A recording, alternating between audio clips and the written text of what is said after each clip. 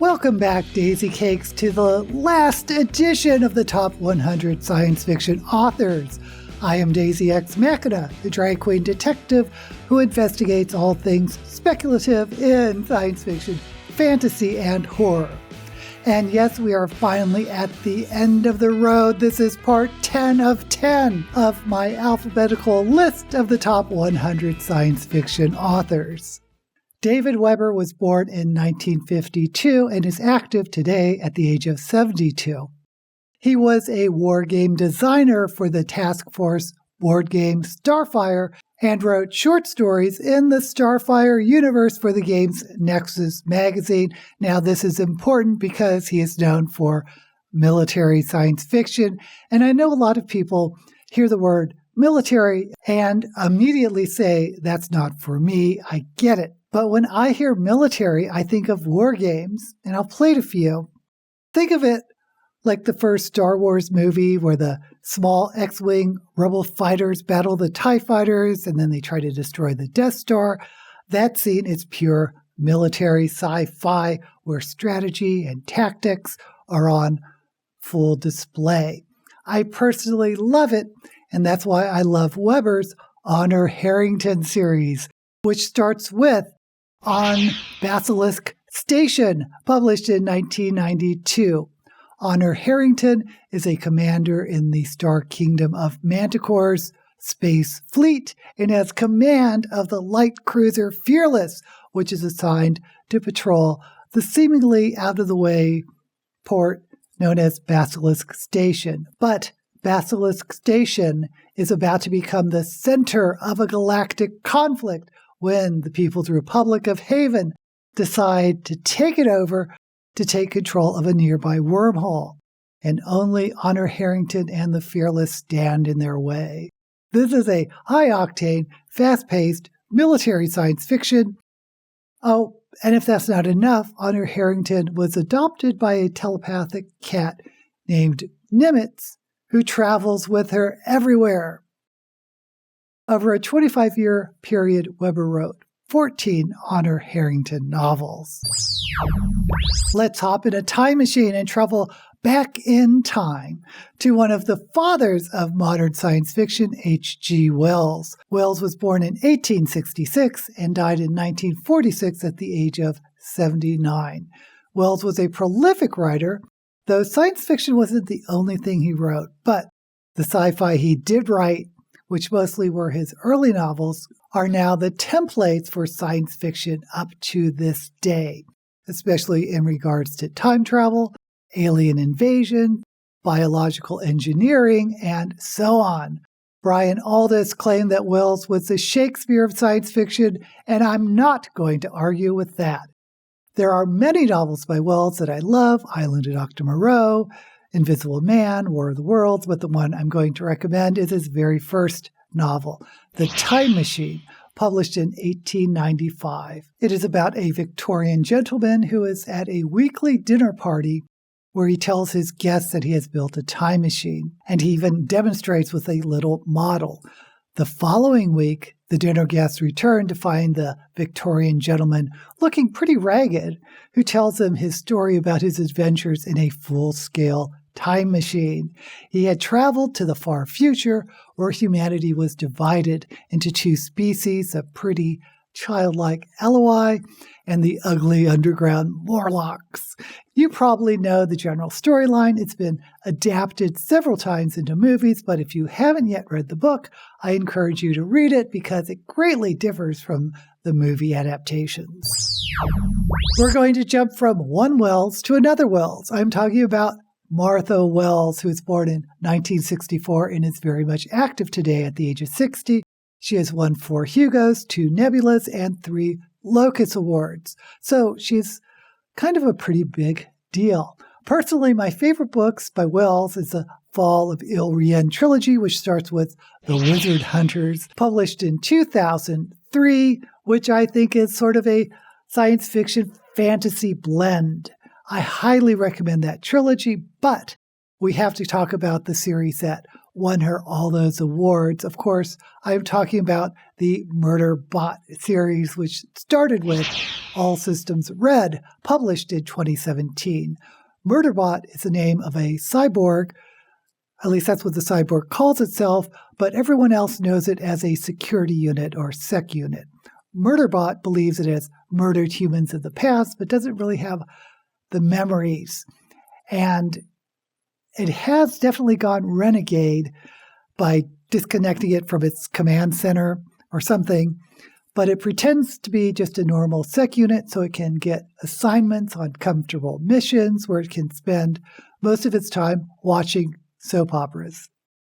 What's supposed to be a routine planetary survey mission turns deadly when another planetary team goes on a killing spree and only Murderbot can stop them.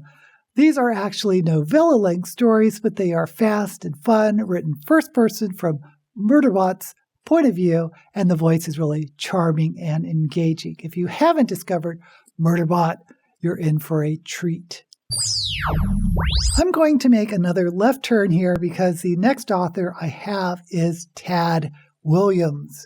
Tad Williams was born in 1957 and is active today at the age of 67. His debut novel was Tail Chaser's Song, published in 1985, a novel from the point of view of a cat. How cute is that?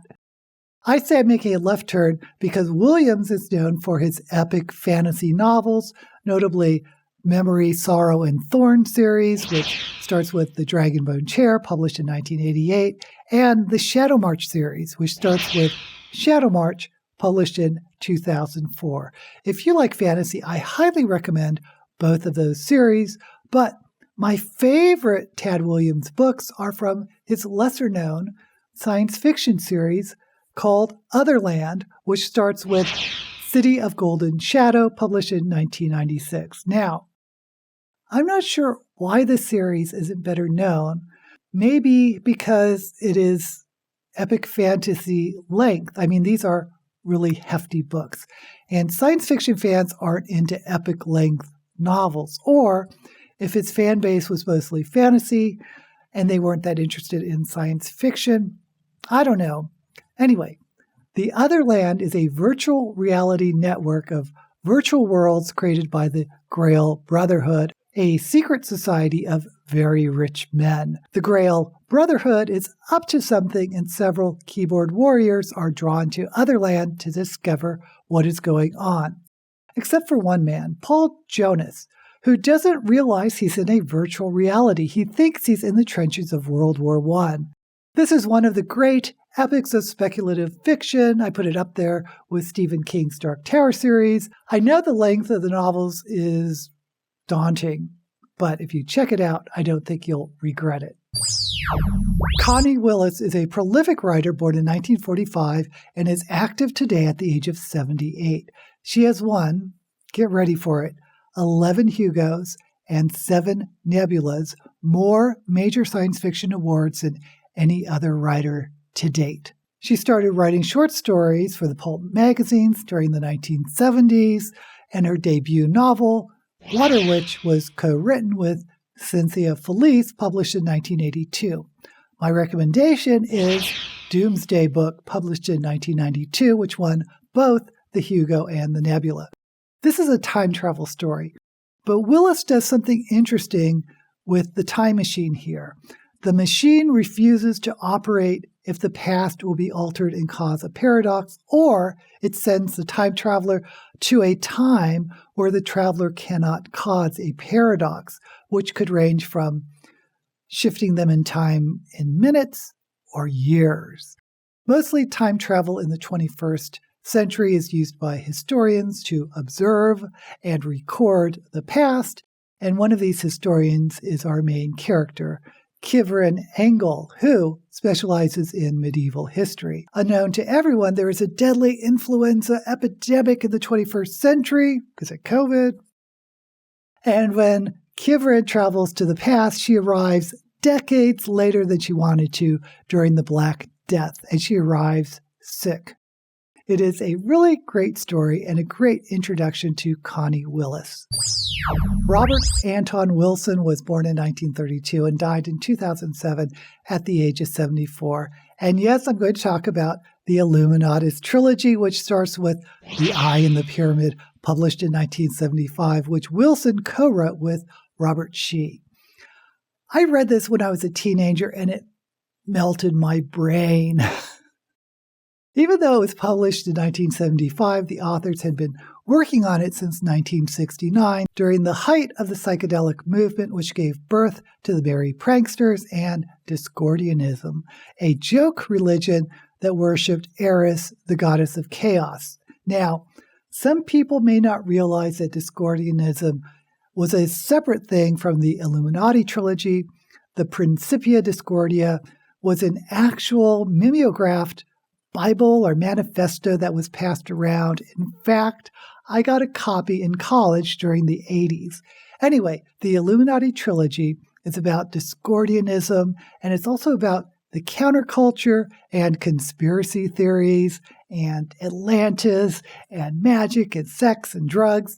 If you are looking for a book that mirrors the psychedelic period of American history of the 60s, 70s, look no further. It's loosely about a pair of police detectives, Saul Goodman and Barney Muldoon, who are investigating the bombing of a leftist magazine, and then they get sucked down into a truly bizarre rabbit hole. I will say up front that these books are not for everyone. They graphically encapsulate this very specific period of American history. But if you do read them, they will definitely be books that will stick in your mind. Finord. Gene Wolfe was born in 1931 and died in 2019 at the age of 87. He is known as a literary science fiction author, meaning his prose is elevated, and his stories are so well formed and told that they almost rise above the genre. Wolfe was named a Grandmaster of Science Fiction, corresponded with Tolkien when he was young, and was in a writing group that included George R.R. Martin. His most famous series is probably The Book of the New Sun, which started with Shadow of the Torturer, published in 1980. This series is about Severian, who starts as an apprentice in the Torturers Guild. Wolfe apparently wrote all 4 volumes of The Book of the New Sun before sending it to the publishers. It's amazing. But you know what's more amazing, in my opinion? The Book of the Long Sun. That's my favorite Gene Wolfe series. It starts with Night Side of the Long Sun, published in 1993, which won the Nebula. It's about a young priest named Patera Silk, who is trying to save his church from being torn down by a crime lord. But the more he learns about his world, the more his belief system unravels. Oh my gosh, it is so good. If you haven't read anything by Gene Wolfe, what are you waiting for? His stories are true works of art. I know some of you will recognize the name John Wyndham, but many of you may not. And that's a shame because he's a really great writer. John Wyndham is a British writer born in 1903 and died in 1969 at the age of 65. He apparently wrote a couple of sci-fi novels in the 1930s under the pseudonym John Bainan, but the first novel under his own name was Day of the Triffids, published in 1951. This was about a meteor shower that blinds everyone who sees it and somehow seeds the earth with triffids, a sort of giant carnivorous plant. His novel, The Chrysalids, published in 1955, is a post-apocalyptic novel about a society that forms based on fundamentalist Christianity that practices eugenics, trying to keep the human race pure from those darn mutants. Margaret Atwood has acknowledged this novel as having influenced her novel, The Handmaid's Tale. But by far my favorite Wyndham book is The Midwich Cuckoos, published in 1957. It is about the town of Midwich, which is struck in this globe of influence where everyone falls unconscious when they eventually wake up. Every woman capable of bearing a child finds herself pregnant. It was made into an amazing film adaptation in 1960 called Village of the Damned, which was remade rather badly in 1995 by John Carpenter, though it was also actor Christopher Reeve's last role. And much to my surprise, it has recently been turned into a pretty decent, in my opinion, miniseries in 2022. If you haven't already, you've got to check out John Wyndham. Roger Zelazny was born in 1937 and died relatively young in 1995 at the age of 58. He was nominated 14 times for the Nebula and won 3 times, and he was nominated 14 times for the Hugo and won 6 times. His most famous series, and the books I recommend, are the Chronicles of Amber, which starts with The 9 Princes in Amber, published in 1970. These are novels about a multiverse where there are 2 true worlds, Amber and Chaos. All other worlds are shadows of the true worlds, which includes Earth, which is a shadow of Amber. A man wakes up on Earth named Carl in a New York hospital with amnesia. Gradually, he begins recovering his memories and finds out he is actually Corwin, one of the 9 princes of Amber who are fighting to control Amber. These novels are really imaginative and engaging and pure escapism. I think you'll love them. Last on this list is a new name, a young adult author. Xiran Jay Zhao was born in China but immigrated to Canada when they were in the 5th grade. They are a very successful YouTuber and quite prominent on social media. Their debut was the young adult science fiction novel Iron Widow, published in 2021. This is a very loose retelling of the historical figure Wu Zetian, the only female emperor of China. It is heavily influenced by anime and giant robot battle mechs like Gundam or Pacific Rim. It is about Wu Zetian, a girl crippled by having her feet wrapped in the traditional Chinese fashion, who lives in the world of Huaxia that is constantly under attack by these gargantuan aliens known as the Hunduns. The battle mechs that can fight them are run by this male-female pair. The male is always dominant, and the female is often overwhelmed and dies. That's what happens to Wu Zetian's sister, and Wu Zetian is out for revenge. So she signs up to be a concubine, and that's one of the women who are paired with the men who run the battle mechs. There is a lot of anger throughout this book. It simmers on the page in the characters and the situations. There is an exploration of polyamory, not which you usually see in a young adult novel. It was on the New York Times bestseller list for 34 weeks, which is pretty amazing for a debut. And it was shortlisted for several awards, including the Nebula. This is an author you need to watch out for. That ends my list of the top 100 science fiction writers. It's pretty amazing to finally be finished. Let me know down in the comments if any of these were your favorites. And while you're there, don't forget to like this video and subscribe to my channel. Also, check out my list of top 100 fantasy authors. Until we meet again, may all the books you read be blessed.